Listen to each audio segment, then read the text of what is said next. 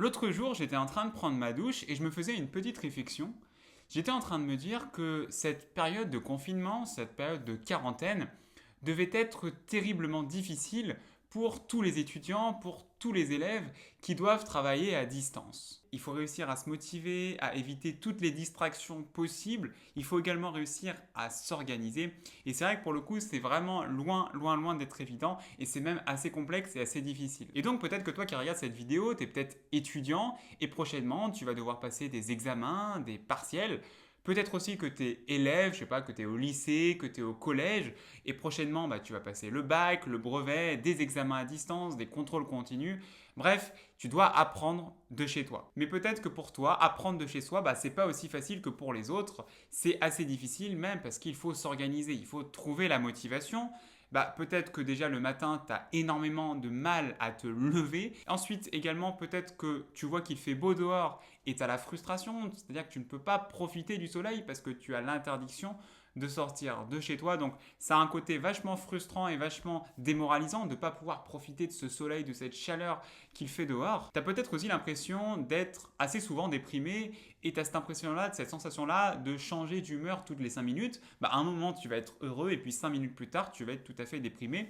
Ton moral va être en berne. Bref, donc tu as l'impression de ne pas être au top de ta forme. Ce qu'il y a également, c'est qu'avec cette histoire de quarantaine, de confinement, tu n'as plus aucun rythme de vie. C'est-à-dire que tu passes tes journées chez toi, toutes tes journées, tu les passes chez toi. Et donc forcément, c'est difficile de s'organiser et de trouver la motivation. Peut-être aussi que tu ne sais pas si tes examens, tes concours vont avoir lieu. Ça, tu ne sais pas, tu es dans l'incertitude. La fac ne répond pas, la scolarité n'est pas très claire là-dessus. Donc toi, tu ne sais pas exactement si ça va se passer. Et puis si ça va se passer, tu ne sais pas quand est-ce qu'ils vont avoir lieu, sous quelle forme, si ça va être à distance, si ça va être en cours, en physique. Bref, donc tu es dans l'incertitude la plus totale et forcément, tu es perdu. Et enfin, peut-être aussi que durant cette période, tu as énormément de mal à t'organiser. C'est-à-dire que tu as ta journée devant toi, mais tu ne sais pas par quelle matière commencer, par où commencer. Et c'est assez problématique parce que toi, tu as un peu envie d'avancer, mais tu as tellement de choses, tu as tellement de trucs à faire que tu ne sais pas par où commencer. Alors rassure-toi, c'est tout à fait normal d'être dans cette situation-là, d'être dans ce contexte-là, de difficulté à s'organiser, de difficulté à se concentrer, à trouver la motivation, parce que tout simplement c'est une situation qui est tout à fait inédite dans l'histoire et donc ça nécessite de s'adapter. Il y a une période d'adaptation, là on a passé la première semaine, donc cette période d'adaptation elle est passée, maintenant il faut attaquer et il faut prendre de nouvelles habitudes de travail et surtout de nouvelles méthodes d'apprentissage et c'est donc ce dont je vais te parler dans cette vidéo. Je vais te donner un emploi du temps, tout simplement, un planning que tu auras simplement à respecter. C'est un planning qui a pas mal marché pour moi par le passé lorsque je révisais de chez moi et que je n'allais plus en cours. Eh bien, ce planning a parfaitement fonctionné, donc je vais donner le planning que j'appliquais. Comme ça, toi, tu auras juste à le faire, à le suivre et j'espère que tu auras de très bons résultats avec cette façon de travailler et cette façon de t'organiser. Alors, simplement, avant de te donner mon emploi du temps, mon planning en quelque sorte d'organisation pour cette période de confinement, je voulais juste te dire que sur Instagram, j'essaye en ce moment, là, pas cette période de confinement, de tous vous motiver, de tous vous booster à vous mettre au travail.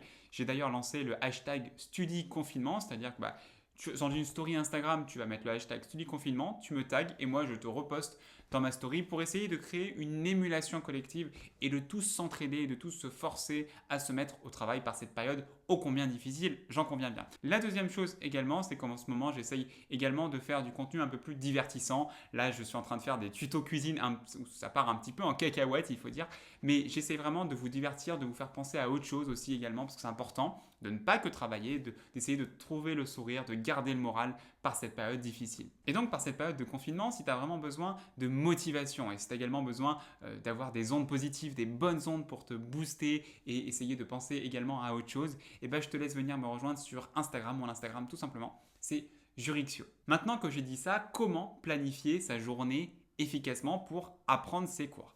Je t'ai dit que j'allais donc te donner une méthode, un planning à appliquer strictement. Tu peux essayer pendant une semaine cette méthode, ce planning, cet emploi du temps en quelque sorte. Et je suis sûr que tu auras des résultats parce qu'en tout cas pour moi il a toujours fonctionné. Alors déjà de manière générale, première chose qu'il est important de bien comprendre, c'est que pour apprendre tes cours, c'est-à-dire que lorsque tu vas réviser tes cours, lorsque tu vas apprendre tes cours, eh bien il faut privilégier, il faut le faire plutôt le matin. Pourquoi le matin? Parce que notre cerveau, le matin, est beaucoup plus efficace, il est beaucoup plus frais L'idée, ça va être, par cette période de quarantaine, de ne pas te coucher trop tard. Je sais que la tentation est grande de regarder des films jusqu'à point d'heure, mais si tu veux vraiment réussir, si tu veux vraiment tirer parti, tirer profit de cette période de quarantaine, de confinement, il est important que tu ne te couches pas trop tard, on y reviendra tout à l'heure, et donc que tu te couches environ vers 22h30 par là, et le matin, surtout, tu sois efficace, que tu sois productif, que tu ne te lèves pas, par exemple, à midi, parce que sinon, tu auras perdu toute ta matinée. L'après-midi, ce qui se passe, c'est qu'on est souvent moins efficace, on est souvent moins productif, et c'est la raison pour laquelle je te recommande, je te conseille plutôt de réaliser les exercices qui sont à faire, ou encore ce que tu peux faire également, c'est de remettre en forme tous tes cours, c'est-à-dire que tu vas mettre de la couleur, tu vas mettre des beaux paragraphes, tu vas faire un beau cours, bref, tu peux aussi, ce que tu peux faire, c'est compléter tes cours avec des manuels, tu fais des choses un peu moins créatives en quelque sorte l'après-midi parce que souvent on est un peu moins productif. Le soir, ce que je te conseille, c'est quand même de te détendre, de ne pas travailler le soir parce que tu as passé une grosse journée. Donc le soir, regarde des séries Netflix, regarde des vidéos YouTube, pense à autre chose. Bref, aère-toi le cerveau, ça va être très important le soir parce que sinon tu vas péter un câble très rapidement. Et si au cours de ta journée tu peux réussir à intégrer des petites sessions de sport disséminées par-ci par-là, c'est très important parce que le sport va te permettre d'oxygéner ton cerveau, de penser à autre chose, d'aérer ton esprit en quelque sorte. Et donc il faut édulcorer ta journée de quelques séances de sport par-ci par-là. Comme ça, tu vas voir comme tu vas être efficace, productif et tu vas être en plein boom. Alors maintenant, je vais te donner un emploi du temps que tu peux appliquer ou pas. Tu fais comme tu le souhaites, tu peux aussi l'adapter en fonction. Donc ce que tu peux faire, c'est que dès demain ou dès maintenant, tu peux tester cette méthode d'apprentissage. Tu testes pendant une semaine, tu vois si ça marche ou si ça marche pas. Et puis après, tu réitères ou tu réitères pas ma méthode. Donc comment ça se passe cet emploi du temps? Comment organiser sa journée lorsqu'on doit travailler chez soi?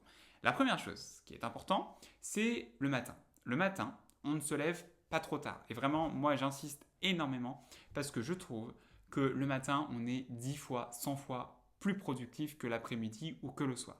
Donc, il va être important. Mais tu peux tester, là encore, tu fais comme tu le sens. Il va être important de te lever tôt le matin. Alors, lever tôt le matin, ce que je te recommande, c'est l'horaire, c'est 6h50. Pourquoi 6h50 et pas 7h? Le fait de se lever à 6h50, ça va te permettre d'avoir 10 minutes pour émerger, c'est-à-dire que à 6h50, ton réveil il va sonner et tu vas avoir 10 minutes pour émerger plus ou moins. Et après, à 7h, tu te lèves de ton lit et tu vas prendre ton petit déjeuner. C'est important d'avoir cette petite barrière psychologique parce que sinon, si tu mets ton réveil à 7h, le problème, c'est que tu risques de mettre du temps à te lever et donc de mettre 15, 20, 30 minutes dans le lit, ce qui peut être assez problématique. Donc, l'idée, c'est vraiment de te lever à 6h50, 10 minutes dans le lit, comme ça, à 7h, tu n'as pas de choix, tu te lèves. Ensuite, comment se lever? Ça, c'est une autre question qui revient assez souvent. La technique ultime pour se lever qui franchement marche à tous les coups, à tous les coups, à tous les coups. Et alors, je ne sais pas si tu la connais, mais c'est vraiment une technique ultra efficace. Cette technique, c'est de prendre ton téléphone ou ton réveil. Bon, on va prendre l'idée du téléphone. Admettons que sur ton téléphone, tu mettes un réveil. Donc, tu mets un réveil à 6h50. Ton téléphone, tu vas le placer de l'autre côté de la pièce dans laquelle tu dors.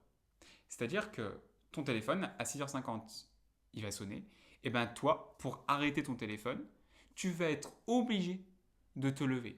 Et le plus dur le matin qu'on se le dise, c'est de poser le pied par terre. Donc une fois que tu auras posé ton pied par terre, tu vas aller chercher ton téléphone et go, ta journée elle commence. Après, jusqu'à 7h30, tu prends ton petit déj, 7h30, tu vas te laver, d'accord? Tu prends ta petite douche ou ton bain. Et puis ensuite, à 8h, écoute, t'es chaud, ça y est, t'y es, t'es chaud pour commencer à travailler. C'est-à-dire que de 8h jusqu'à midi, tu vas être au travail. C'est-à-dire que le matin, déjà, tu vas être 4 heures, tu vas avoir 4 heures de productivité.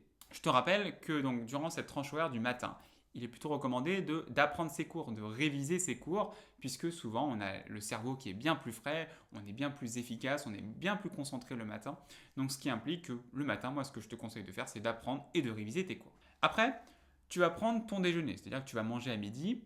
Alors à midi, la pause, moi ce que je te recommande, c'est quand même de faire une pause de 1h30, 2h, histoire de bien souffler, une longue pause, de bien souffler, histoire de faire autre chose également. Durant cette pause, déjà, première chose, tu vas manger.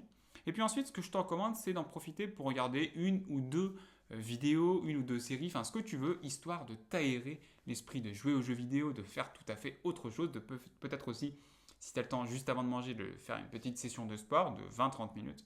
Et toujours est-il que cette pause va être cardinale va être très importante. Cette pause de midi, il faut vraiment la respecter, il faut vraiment faire tout à fait autre chose, il ne faut pas bosser ses cours, il faut penser à autre chose pendant 1 heure et demie de ça. Ensuite, l'après-midi de 14h à 18h, on y retourne, donc au travail. Et là, ce que je te rappelle, ce qu'il est recommandé de faire, c'est plutôt de faire les exercices qui te sont demandés et que tu dois rendre, première chose, ou encore de remettre en forme tes cours, ou encore de compléter tes cours avec des manuels s'il y a des choses à compléter. Donc 14h, 18h, et puis ensuite à 18h, fin du travail pour la journée. Ce qui fait que tu auras finalement, à la fin de la journée, 8 heures de travail, ce qui est assez énorme en réalité. 8 heures, c'est une super journée productive. Ensuite, le soir, ce que je te recommande, le soir, c'est de ne pas manger trop gras. Déjà, le soir au dîner, ne mange pas trop gras parce que sinon tu vas mal dormir et le matin, ça va être beaucoup plus difficile, crois-moi, pour te réveiller. Après, donc le soir, ce que je t'ai dit, il y en a qui aiment bien bosser le soir, mais si tu appliques ma méthode, donc de travailler le matin de 8h à midi et l'après-midi de 14h à 18h, eh bien le soir, tu n'as pas à travailler. Ce qui implique donc que le soir, pour toi, c'est de la détente. Ensuite, moi, ce que je te recommande pour te coucher, c'est de te coucher à 21h.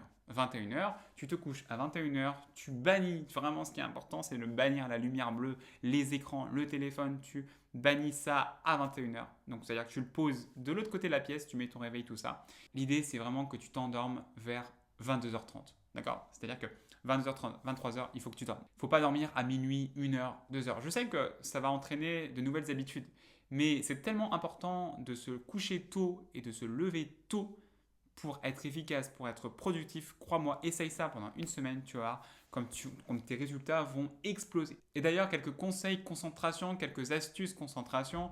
La première chose qu'il faut absolument respecter, parce que d'ailleurs, j'ai souvent des questions qui me sont posées sur Instagram, comment être concentré par cette période de confinement. Je pense que je ferai une vidéo là-dessus, mais d'ores et déjà, sur cette vidéo organisation, je peux te donner 2 tips au moins. Le premier tips, la première astuce, elle est peut-être évidente, mais si tu l'appliques pas, tu n'auras pas de résultat.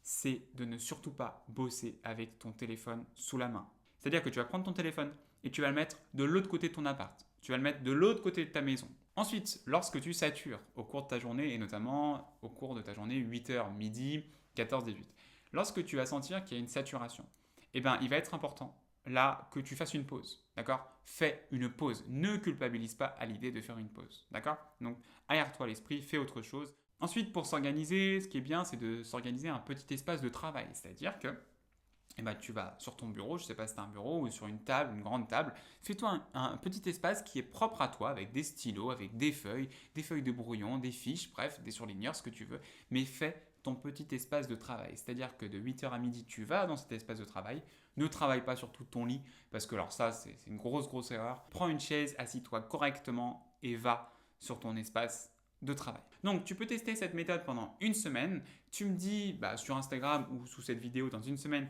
si cette méthode t'a convenu. Ensuite, deuxième chose, n'oubliez pas de vous abonner à la chaîne pour recevoir d'autres vidéos durant cette période de confinement pour essayer de vous booster, de vous motiver. Je sais que là encore que c'est une période très difficile. C'est la raison pour laquelle je fais plein de vidéos justement en ce moment pour vous motiver et pour vous donner toutes les astuces pour surmonter cette épreuve difficile. Abonnez-vous si vous le voulez et puis n'oubliez pas non plus de liker la vidéo. Je voulais également vous poser la question, est-ce que ça vous intéresserait d'avoir d'autres vidéos de concentration, d'autres vidéos sur l'organisation, d'autres vidéos sur la motivation durant cette période de confinement. Je vous souhaite à tous une excellente journée, prenez soin de vous, faites attention à vous, restez chez vous, c'est très important également, et surtout, ne cessez jamais de croire en vous.